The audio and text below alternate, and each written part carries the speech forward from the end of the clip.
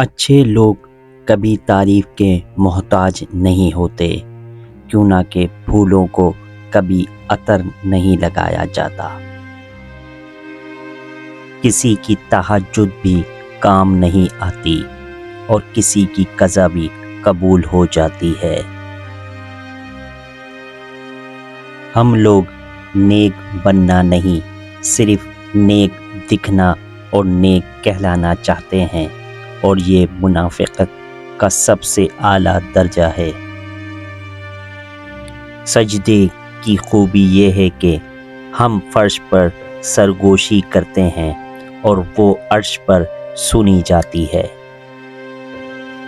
اڑا دیتی ہیں نیندیں بھی کچھ دیر تک ذمہ داریاں گھر کی، دیر تک جاگنے والا ہر شخص عاشق نہیں ہوتا۔ راز پہنچ گئے غیروں تک، اپنوں سے مشورہ کیا تھا۔ شکایتیں بھی تھیں اسے میرے خلوص سے، عجیب تھا وہ شخص میری عادتیں نہ سمجھ سکا۔ ہر چھوٹی بات پر غصہ کرنے والے لوگ اکثر وہی ہوتے ہیں جن کو خود سے زیادہ آپ کی فکر کھائی جاتی ہے۔ احمق کی عقل اس کی زبان کے پیچھے اور عقل مند کی زبان اس کی عقل کے پیچھے ہوتی ہے۔ مجھے سمجھنا تیرے بس کی بات نہیں، سوچ بلند کر یا پھر سوچنا چھوڑ دے۔ نبی کریم نے ارشاد فرمایا، جب تمہارے غم بڑھ جائیں اور تم ان غموں کو ختم کرنا چاہو تو مجھ پر درود بھیجو، یہ تمہارے غموں کو ختم کرنے کے ساتھ ساتھ تمہارے گناہوں کو بھی مٹا دے گا۔ بڑھاپے میں آپ کو روٹی آپ کی اولاد نہیں، آپ کی دی گئی تربیت کھلائے گی۔ خوشیوں کا تعلق آپ کے حالات سے نہیں، آپ کے فیصلوں سے ہے۔ قدر اور قبر کبھی جیتے جی نہیں ملتی، مر جائیں تو قبر بھی تیار اور قدر بھی لاجواب۔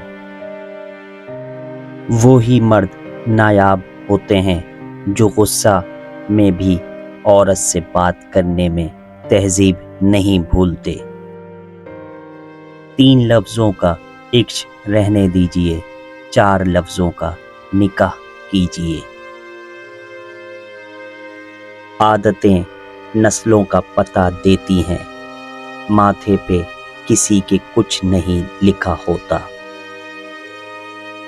پہلے جو قریب تھے اچھے تھے دوست، میرے غریب اچھے تھے۔ تنگ دستی تھی جب غریبی تھی، تب ہمارے نصیب اچھے تھے۔ ٹوٹکے باز تو تھے یار مگر جیسے بھی تھے طیب اچھے تھے۔ ایک سوال پوچھا گیا، محبت کیا ہے؟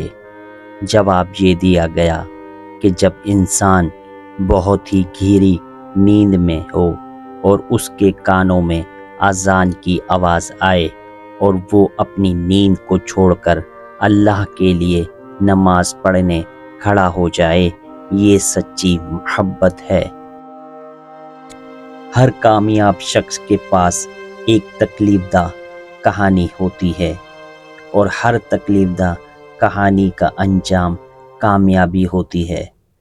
اس لیے تکلیف کو برداشت کرنے کی عادت ڈالو اور کامیابی کے لیے تیار ہو جاؤ۔